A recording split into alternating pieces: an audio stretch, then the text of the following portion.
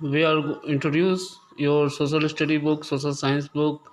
Its name is Awareness Social Science. It is written by Suman Gupta and publisher is S. Chanda. We are going to uh, see a syllabus of those. You also know you have read three part of social science. First, our past. Second, our environment, and third, social and political life.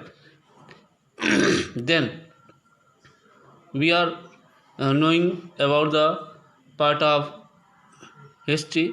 How many lessons? It is contain 10 lessons. First, when, where and how, new king and kingdom, Delhi Sultanate, Mughal Empire, ruler and building, town traders, social change, religious uh, beliefs, Bhakti and Sufi movement, growth of regional uh, culture, new political formation in 18th century. It is a syllabus of history for you. And next हम चलते हैं, देखते हैं next देखते हैं हमारे environment में क्या क्या चीज़ें हैं। इन्वायरमेंट में पहले हम देखते हैं पहले 5 लेसन हमारे हैं जो हैं environment, our earth, changing the earth, air and atmosphere, temperature, pressure and wind. And next lesson हमारा है नेक्स्ट लेसन हमारा water, natural vegetation, wildlife, human environment, settlement, the tropical and subtropical region, life in temperate grassland, life in desert. It is a 11 lesson contained in geography. Then we are going to a third part of your studies. It is contain more than 8 lesson. It is clear. Modern democracy, democracy in India, state government, role government in health, understanding gender, understanding media, understanding advertising, market around us. मतलब ये सारे syllabus आपके क्या हो गए, civics के अंतर्गत हो गए। क्लियर। आगे चलते हैं तो हम लोग पहला इसमें चलते हैं हम और इन्वायरमेंट ज्योग्राफी के अंतर्गत हम लोग पहला लेसन पढ़ते हैं। आपका पहला क्या नाम है? इन्वायरमेंट ही नाम है, इन्वायरमेंट। तो इन्वायरमेंट में देखते हैं हमारे टास्क क्या है, इस लेसन के ऑब्जेक्टिव्स क्या हैं। तो पहला है हमारा इसमें ऑब्जेक्टिव्स है, देखते हैं क्या क्या चीज़ें हमें जाननी है इस लेसन में। तो हम पहले देखते हैं कंपोनेंट्स ऑफ इन्वायरमेंट देखेंगे और नेचुरल इन्वायरमेंट में चीज़ें क्या क्या होती हैं, lithosphere, atmosphere, hydrosphere and biosphere. Next हम देखेंगे इकोसिस्टम। क्या बेटा? इकोसिस्टम क्या देखेंगे? इकोसिस्टम देखेंगे। क्या देखते हैं हम लोग? इकोसिस्टम देखेंगे। इकोसिस्टम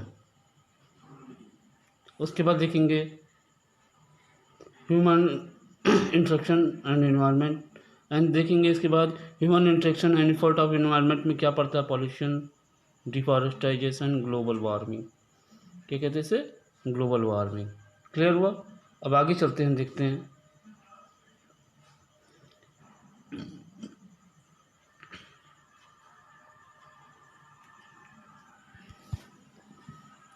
सबसे पहले हम पढ़ेंगे इसमें क्या पढ़ेंगे, देखते हैं। बड़ी इंटरेस्टिंग चैप्टर है बेटा इसका, क्लास में पहली बार हम चलते हैं इन्वायरमेंट शब्द की उत्पत्ति कैसे हुई थी, इसको देखते हैं। The word environment originate from French word. Environment क्या, कहाँ शब्द है, कहाँ का शब्द है? French word. इस इन्वायरो का अर्थ होता है नेबरहुड यानी पड़ोस। Clear? Everything around us is constitute the environment. हमारे आसपास जो भी चीज़ें हैं वो सारी चीज़ें किसका निर्माण करती हैं? एनवायरनमेंट का। क्लियर हुआ?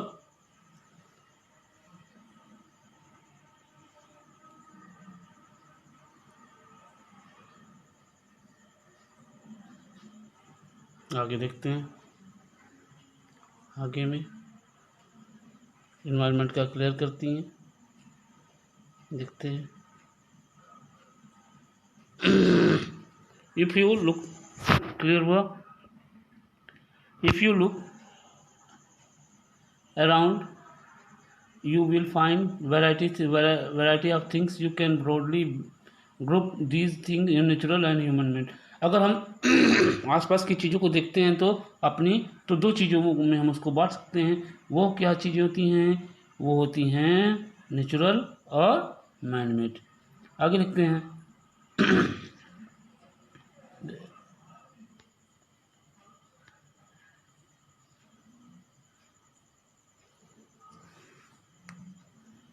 नेचुरल और मैन मेड. कोई की दिक्कत नहीं बेटा. आगे चलते हैं. The natural environment includes a large number of living things which are known as biotic and non-living things which are known as abiotic. For example, abiotic components include animals, plants, microorganisms, etc. and abiotic content including land, water, atmosphere, etc. The human-made environment includes things created by human and interaction with the other. Clear हुआ? अब चलते हैं natural environment के बारे में देखते हैं. क्या देखते हैं? Natural environment.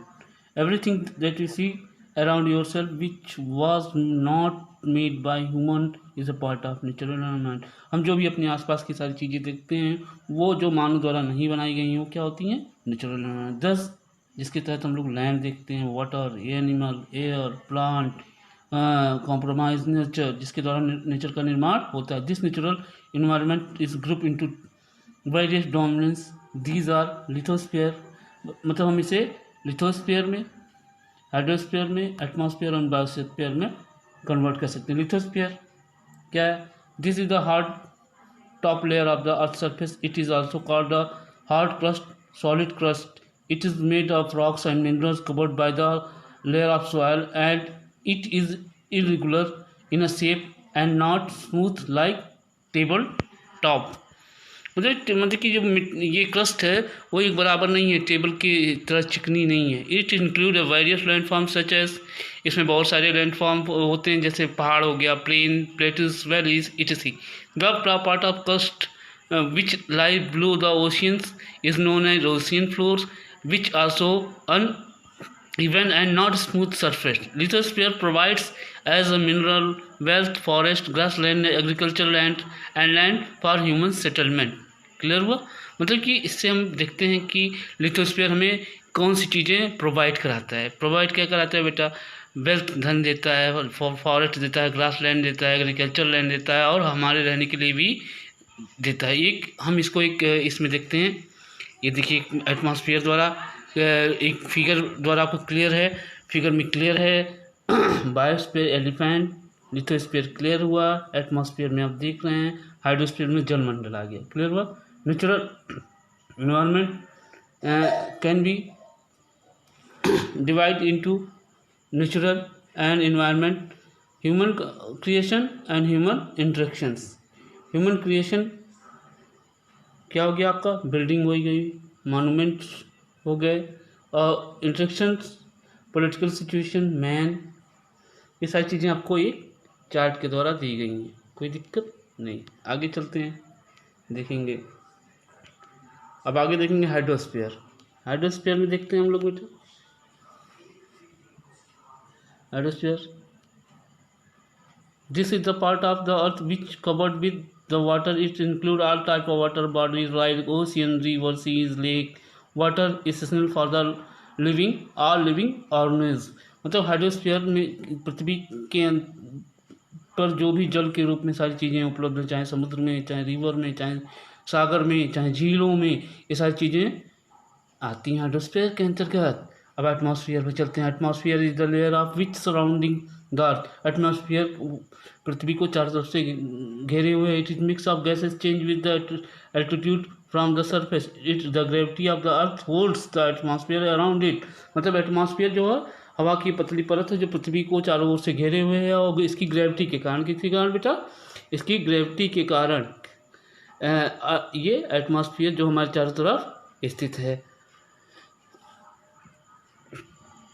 Change in atmosphere affect the weather and climate.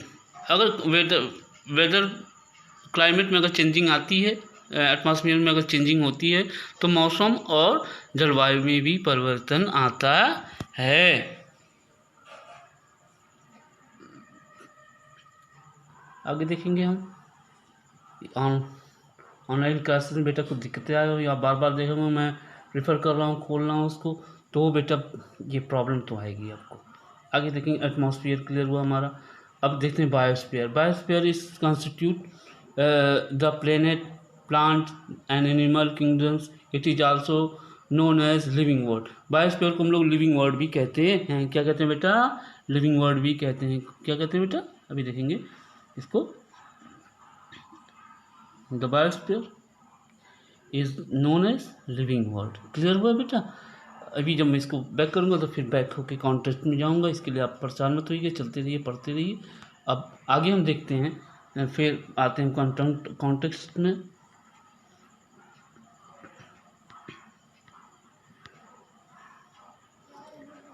Environment, बेटा कुछ विलम्ब हो रहा है।